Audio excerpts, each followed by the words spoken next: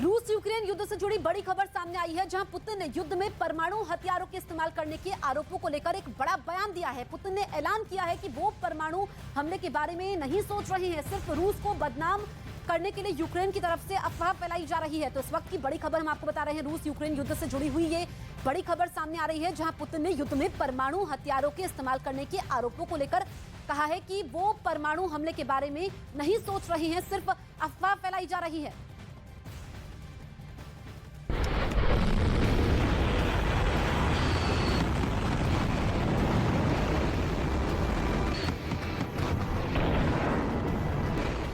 क्या है पुतिन का परमाणु प्लान? क्या दबने वाला है रेड बटन? परमाणु प्लान पर पुतिन का ऐलान।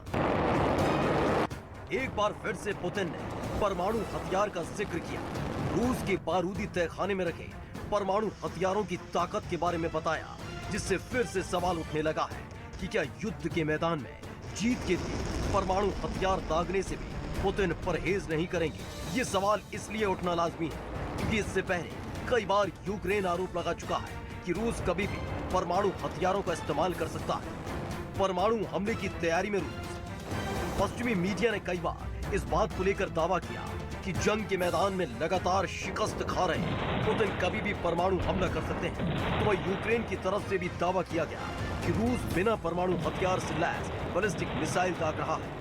लेकिन यूक्रेन के एक दावे ने पूरी दुनिया को दहशत में डाल दिया था, जिसमें कहा गया था कि पश्चिमी इलाके में परमाणु शक्ति से लैस मिसाइलों का इस्तेमाल रूस कर रहा है। और अब रूस के पूर्व राजनयिक ने परमाणु अटैक को लेकर बड़ा दावा किया है कि अगर इस युद्ध में रूस की हार हुई तो खामियाजा पुतिन को भुगतना पड़ेगा और सत्ता से वो बाहर हो सकते हैं। ऐसे में पुतिन युद्ध जीतने के लिए परमाणु हथियार का इस्तेमाल कर सकते हैं। पूर्व राजनयिक का ये दावा हैरान करने वाला भी नहीं लगता, क्योंकि लगातार रूस पर परमाणु हमले की धमकी देने से लेकर परमाणु हथियारों के इस्तेमाल का आरोप लगता रहा है। इन सब के बीच पुतिन के एक दावे से कई देश हैरान रह गए। ВСУ и которые препятствуют поступлению этой воды. По поводу угрозы ядерной войны, Светлана Геннадьевна, ну вы правы, такая угроза нарастает, здесь что греха таить. По поводу того, что Россия ни при каких обстоятельствах не применит первый, но если не применит первый, ни при каких обстоятельствах, значит и второй тоже не применит, потому что возможности применения в случае нанесения ядерного удара по нашей территории, они сильно ограничены. अपने इस बयान के जरिए पुतिन ने एक तीर से दो निशाने साधे हैं। एक तरफ उन आरोपों को सिरे से खारिज कर दिया जो लगातार पुतिन पर लगते रहे हैं कि वो युद्ध में परमाणु हथियारों का इस्तेमाल करने जा रहे हैं। इसके साथ ही रूस ने अपने बयान के जरिए अमेरिका को भी चेताया कि रूस के तहखाने में रखे परमाणु हथियार सिर्फ दिखाने के लिए नहीं है, वो बहुत ज्यादा घातक है। क्योंकि पश्चिमी मीडिया ने बार बार ये दावा किया कि पुतिन परमाणु हथियार का इस्तेमाल कर सकते हैं, और इस तरह की खबरें तब ज्यादा आने लगी थी जब खेरसोन से रूस की सेना के पांव उखड़ने लगे थे। पुतिन की पलटन को अपने टैंक और हथियार छोड़कर खेरसोन से भागना पड़ा था। अपने बयान के जरिए पुतिन ये बताने से भी नहीं चूके कि वो खुद परमाणु हथियारों के निर्माण और विस्तार के खिलाफ है और रूस कभी भी अपनी तरफ से पहला परमाणु अटैक नहीं करेगा।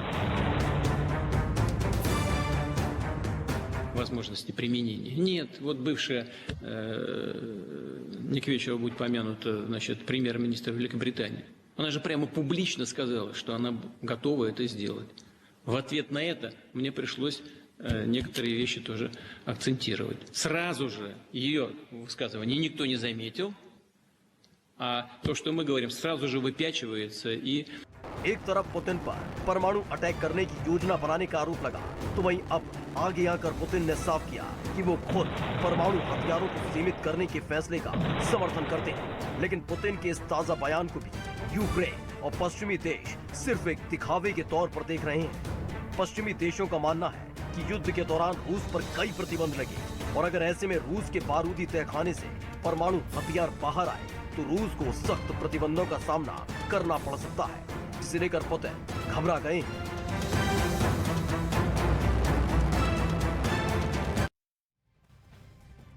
बड़ी खबर आ रही है। रूस के रक्षा मंत्रालय ने अपने सैनिकों का एक वीडियो जारी किया है। इस वीडियो में रूस के सैनिक हमले में बचाव कैसे करना है उसे सीख रहे हैं। मशीन गन से फायरिंग से बचने वाली ट्रेनिंग की गई है। रूस का ये वीडियो नए भर्ती हुए सैनिकों का है। तो तस्वीरें भी हम आपको दिखा रहे हैं। रूस के रक्षा मंत्रालय की तरफ से अपने सैनिकों का ये वीडियो जारी किया गया है। रूस के सैनिक हमले में बचाव कैसे करना है उसकी ट्रेनिंग लेते हुए नजर आ रहे हैं। मशीन गन से फायरिंग से बचने वाली ट्रेनिंग दी गई है, जिसको रूस की तरफ से जारी किया गया है।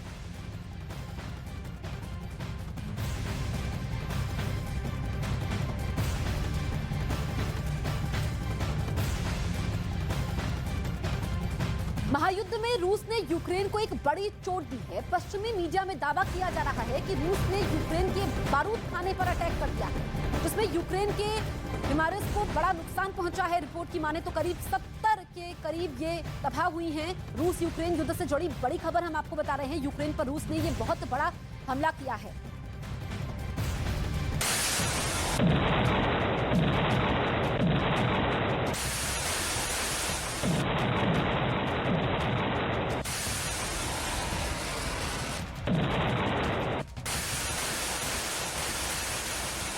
वो हाइमर्स जिसने यूक्रेन के आसमान पर उठने वाली हर मिसाइल को नेस्तनाबूद कर दिया,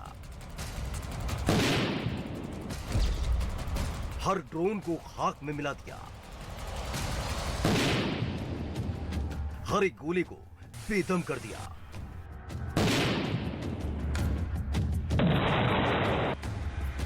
अब वो बारूदी कवच रूस की सेना को खटकने लगा है।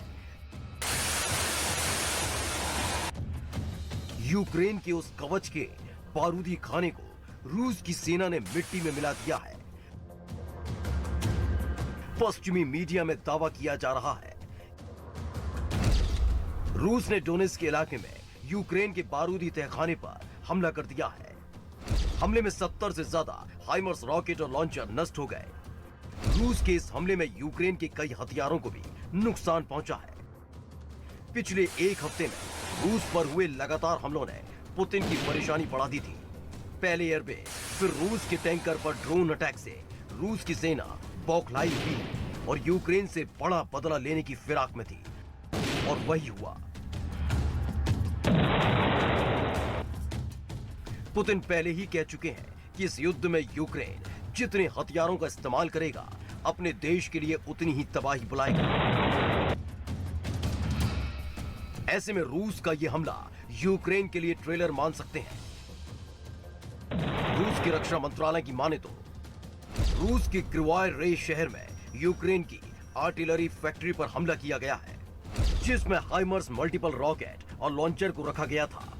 हाइमर्स के गोदाम में रूस का यह हमला जाहिर तौर पर मैदान में खड़े यूक्रेन के लिए एक बड़ा झटका है, जिसे वो भूल नहीं पाएगा। महायुद्ध में अमेरिका से मिले हाइमर्स यूक्रेन की ताकत बने हैं, जिसने यूक्रेन पर उठने वाले घातक मिसाइलों को मिट्टी में मिला दिया है। इसी सिस्टम ने जंग में रूस के सैनिकों की सांस फुला दी है। हाइमर्स एक अत्याधुनिक रॉकेट लॉन्चर है, जिसकी मारक क्षमता करीब 80 किलोमीटर तक है। हाइमर्स का वजन बेहद कम है, जिस वजह से हाइमर्स को लाना ले जाना बेहद आसान है। हाइमर्स के एक सिस्टम में 6 रॉकेट लॉन्चर होते हैं, जिनकी लंबाई 7 मीटर की है। रूस ने यूक्रेन पर जब हमला किया था तो दावे किए जा रहे थे कि हथियारों की कमी से जूझता यूक्रेन सिर्फ कुछ दिन ही मैदान में टिक पाएगा। 9 महीने बीत जाने के बाद अब तस्वीर अलग है। अब ऐसा लग रहा है कि जंग भले ही रूस ने शुरू की हो, लेकिन अंत शायद यूक्रेन की सेना करेगी। इस जंग को एक क्रांति के तौर पर देखा जाना चाहिए। इस युद्ध ने दुनिया को उन हथियारों का साक्षात दम दिखाया, जिसके बारे में सिर्फ अब तक किताबों में पढ़ा था।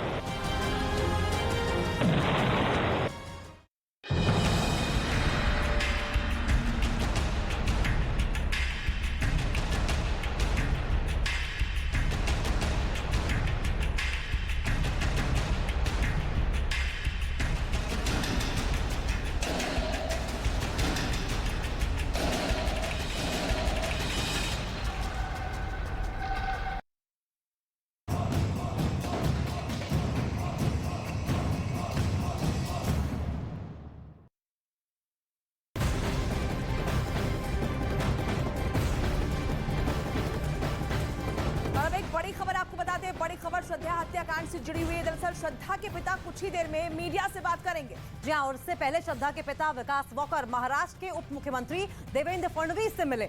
मुंबई में फडणवीस के घर जाकर उनसे मुलाकात की और इस मुलाकात के बाद अब वो थोड़ी ही देर में मीडिया के सामने भी आएंगे और मीडिया के सामने भी इस जांच से जुड़ी बातें वो रख सकते हैं। जी हाँ, 1 बजे का समय उन्होंने रखा था विकास वॉकर ने, जो कि श्रद्धा के पिता हैं। और श्रद्धा के मर्डर को लेकर जिस तरीके से जांच चल रही है, किस तरह का सहयोग वो मांगा था उन्होंने। देवेंद्र फडणवीस जो कि महाराष्ट्र के उप मुख्यमंत्री हैं, साथ में बीजेपी नेता किरीट सोमैया भी उस वक्त वहां पर मौजूद है। ये तमाम जो बातें हैं वो अपनी बातचीत के दौरान मीडिया से कहेंगे।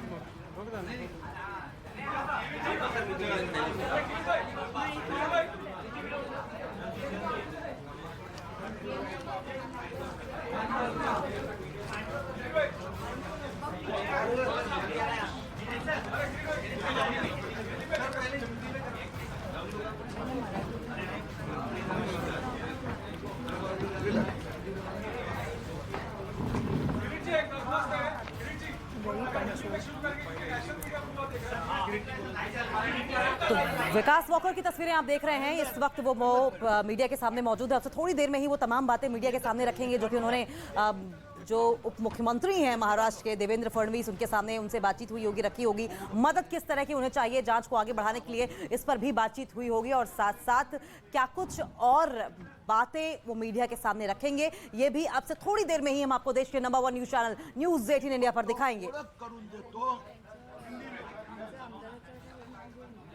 तो देखिए तस्वीरें आनी शुरू हो गई हैं। मीडिया से बातचीत करेंगे। जिस तरीके से महाराष्ट्र से ये पूरा मामला शुरू हुआ था और फिर दिल्ली तक इस मामले की जांच पहुंची थी और तब जाकर ये पता चला था कि श्रद्धा की जो हत्या है वो मई महीने में ही की जा चुकी है। श्रद्धा के पिताजी हैं, उनके साथ में उनके रिश्तेदार, मुझे नातेवाईक आणि मित्र उपस्थित आहेत। राजल नाईक, मिस्टर गोन्साल्विस आहेत। आता आम्ही आपल्या सगळ्यांना माहित आहे की वाळकर जी वसई में रहते हैं, वसई पारनाका गांव में।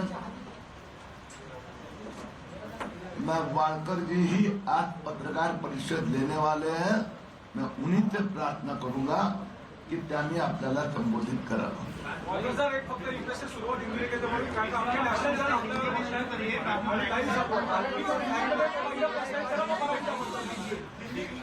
मैं एक ही जो लैंग्वेज में कंफर्टेबल है, प्लीज मैं एक ही रिक्वेस्ट करना, please try to understand, please try to understand. A father has come out first time, he want to speak something, वो समाज से बात करना चाहते हैं। तो हम मेरी प्रेस होती, आप जो भी मुझे पूछेंगे बात कभी नहीं, but please try to understand. और त्यांना ज्या भाषेत कम्फर्ट असेल वो भाषा में पहले बोलने दो, फिर आपको जो भाषा में ज्या प्रश्न विचारतात माहिती अभिव्यक्त घ्या। मी एकच विनंती करतोय, प्लीज ट्राई टू अंडरस्टैंड। त्यांचा परिवार और पिताजी की स्थिति समझे। धन्यवाद।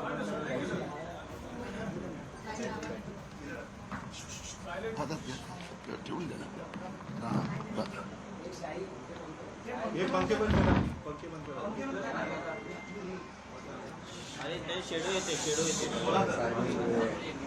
नमस्कार, आपणा सर्वांचे आभार जमल्याबद्दल। मी विकास वालकर, माझी मुलगी श्रद्धा वालकर हिच्या दुर्दैवी मृत्यूसंदर्भात मी आपणासमोर माझे मनोगत व्यक्त करणार आहे। सर्वप्रथम दिल्ली गव्हर्नर माननीय श्री बैजलजी व साऊथ दिल्ली DCP यांनी मला दिल्लीमध्ये भेटून आश्वासन दिले आहे की तुम्हाला न्याय मिळवून देणार आहे। तसेच माननीय DCM साहेब श्री देवेंद्र फडणवीस यांनी मला आश्वासन दिले आहे, त्याबद्दल त्यांचे धन्यवाद.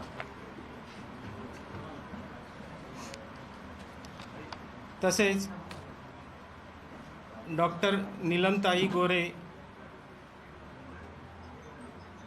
व आमदार श्री किरीट सोमय्याजी यांनी माझ्या घरी येऊन माझी चौकशी केल्याबद्दल त्यांचेही मनापासून धन्यवाद. खास करून आमदार किरीट सोमय्याजी यांनी मला आत्तापर्यंत दिल्ली येथे जाण्या येण्यासाठी विमान खर्च व खाणेपिणे तसेच राहण्याची व्यवस्था करून एअरपोर्ट ट्रान्सफर या सर्वांची सोय केल्याबद्दल तसेच त्यांची स्वतःची गाडीची व्यवस्था करून दिल्याबद्दल त्यांचे मनपूर्वक धन्यवाद.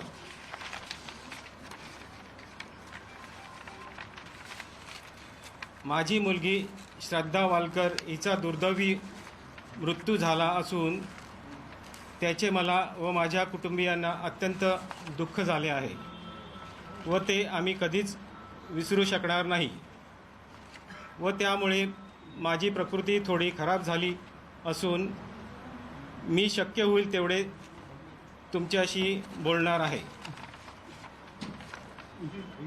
आतापर्यंत झालेल्या तपासाबद्दल दिल्ली पोलीस व वसई पोलीस यांचे काम संयुक्तपणे व्यवस्थित चालले असून अगदी सुरुवातीस वसई येथील तोळींज पोलीस स्टेशन व वसई माणिकपूर पोलीस स्टेशन यांच्या काही असहकार्याच्या भूमिकेमुळे मला बराच त्रास सहन करावा लागला. त्याबद्दल चौकशी व्हावी, कारण जर तसे झाले नसते तर आज माझी मुलगी जिवंत असती किंवा काही पुरावे मिळण्यास मदत झाली असती. मला माझ्या मुलीसाठी न्याय मिळावा यासाठी आपल्या सर्वांचे सहकार्य तसेच न्यायव्यवस्थेवर माझा संपूर्ण विश्वास आहे व राहील. आफताब पुनावाला याने माझ्या मुलीची अत्यंत क्रूरतेने हत्या केली असून त्याला कठोरात कठोर शिक्षा व्हावी व त्याच्या कुटुंबातील त्याचे आईवडील व भाऊ यांचीही सखोल चौकशी करून त्यांना जास्तीत जास्त शिक्षा झाली पाहिजे. तसेच या कटामध्ये इतर कोणी सामील असतील तर त्यांचीही चौकशी करून त्यांनाही शिक्षा व्हावी अशी मी अपेक्षा करतो. धन्यवाद. 2-4 वक्त हिंदीत बोलता आले तर आले तर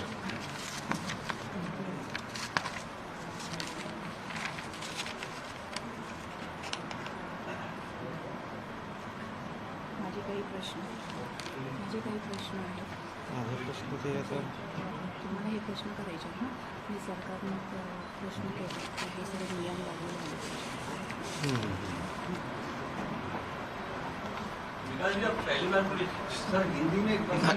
जी जी जी जी जरूर जरूर. काही नियम सरकारने लागू पाहिजे की जेणेकरून इतर पिढीच्या माझे काही प्रश्न असून ते असे आहेत की 18 वर्षानंतर जे व्यक्ती स्वातंत्र्य दिले जाते त्यावर विचार व्हायला हवा. तसेच काही ॲपवर विचार करून धर्मजागृती होण्यावर भर दिला गेला पाहिजे.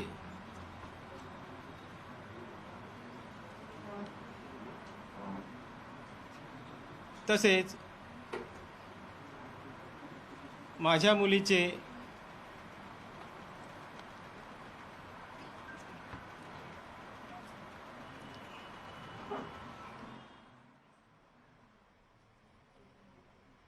जे झाले ते अत्यंत दुःखदायक असून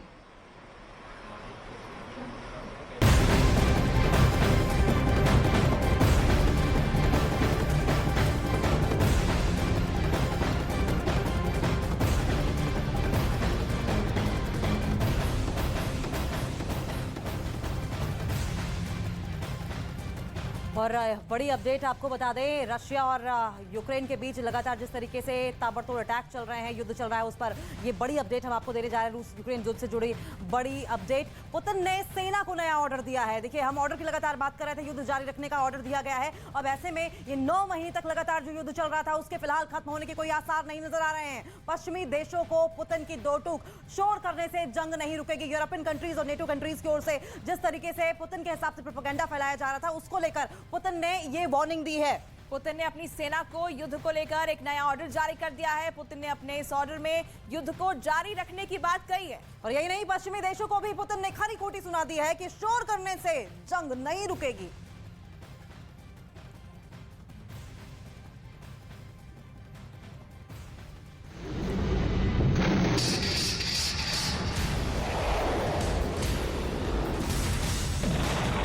एक के बाद एक हमले,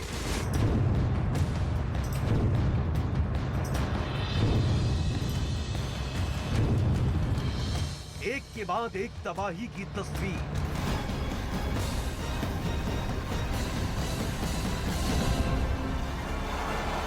हर तरफ से उठता हुआ धुआं और बर्बादी के बेहिसाब निशान।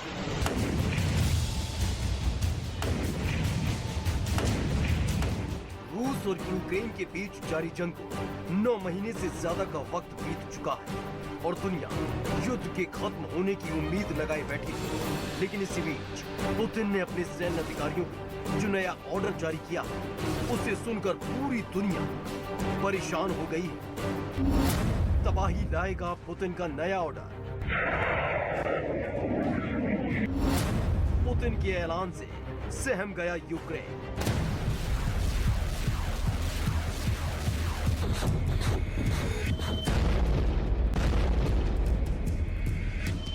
युद्ध की शुरुआत रूस ने बड़े ही धमाकेदार तरीके से की थी। यूक्रेन रोज जल रहा था।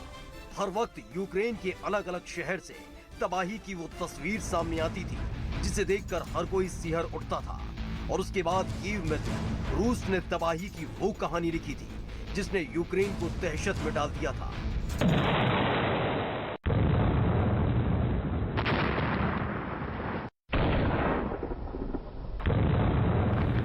रूस की सेना ने ईरान के ड्रोन शाहिद 136 के जरिए एक के बाद एक हमले किए थे।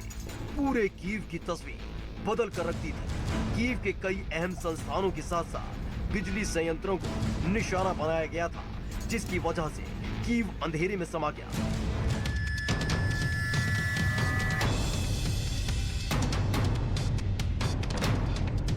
लेकिन यूक्रेन ने हिम्मत नहीं हारी और महायुद्ध में ज़ेलेंस्की की सेना ने जोरदार वापसी की। इतना दम दिखाया कि पुतिन की पलटन को खेरसौन छोड़कर भागना पड़ा, जिसके बाद अमेरिका की तरफ से एक पेशकश की गई थी।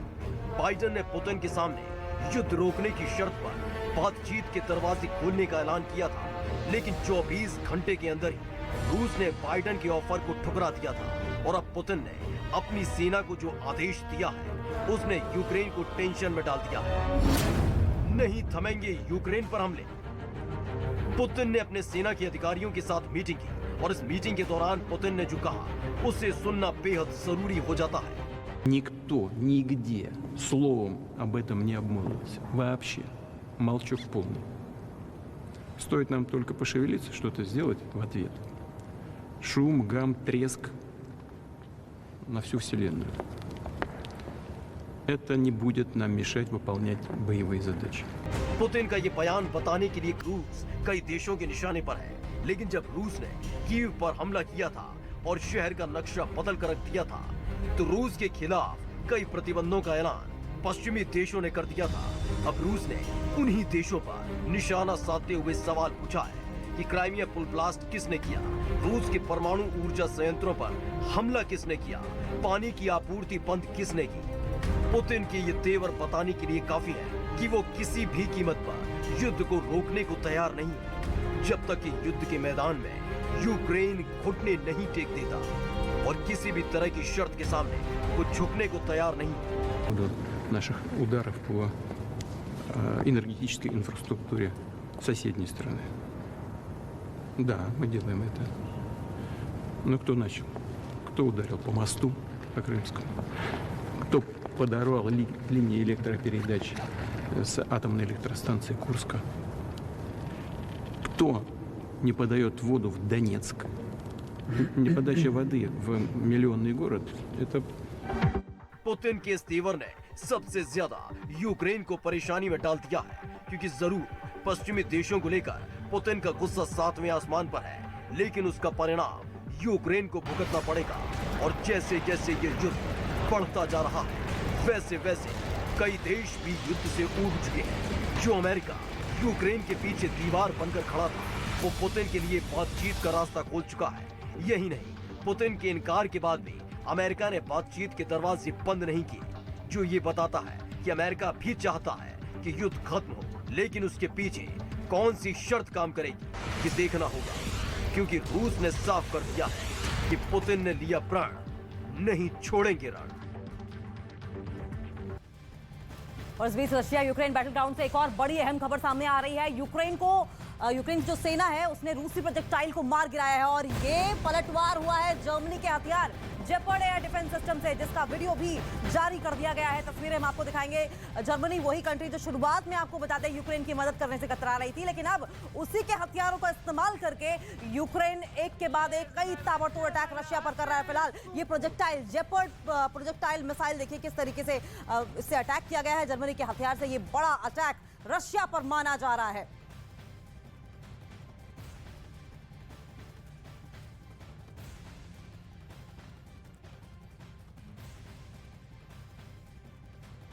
और चलिए अब देखते हैं रूस यूक्रेन युद्ध से जुड़ी हुई 10 बड़ी खबरें। यूक्रेन के खिलाफ जंग के बीच पुतिन ने नया ऑर्डर जारी किया है, जिसमें उन्होंने युद्ध को जारी रखने की बात कही है। यही नहीं, पश्चिमी देशों को भी पुतिन ने खरी खोटी सुनाई है। कहा कि शोर करने से जंग नहीं रुकेगी। रूस के रक्षा मंत्रालय ने अपने सैनिकों का एक वीडियो जारी किया है और इस वीडियो में रूस के सैनिक हमले में बचाव कैसे करना है उसे सीख रहे हैं। मशीन गन से फायरिंग से बचने वाली ट्रेनिंग दी गई। ईरानी ड्रोन में बदलाव के बाद रूस फिर करेगा अटैक। ठंड के मौसम में भी यूक्रेन के बिजली घरों पर ईरानी ड्रोन से हमले होंगे।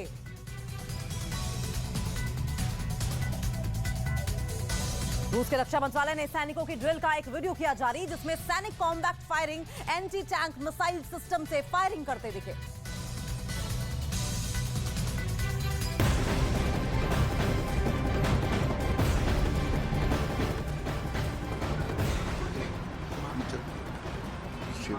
योग्य वेळेला प्रश्न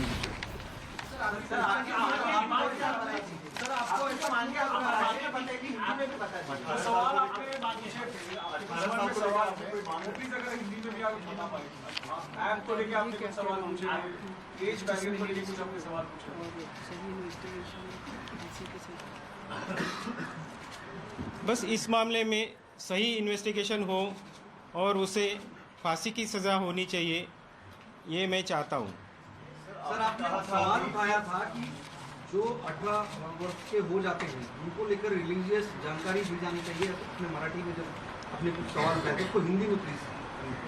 अच्छा,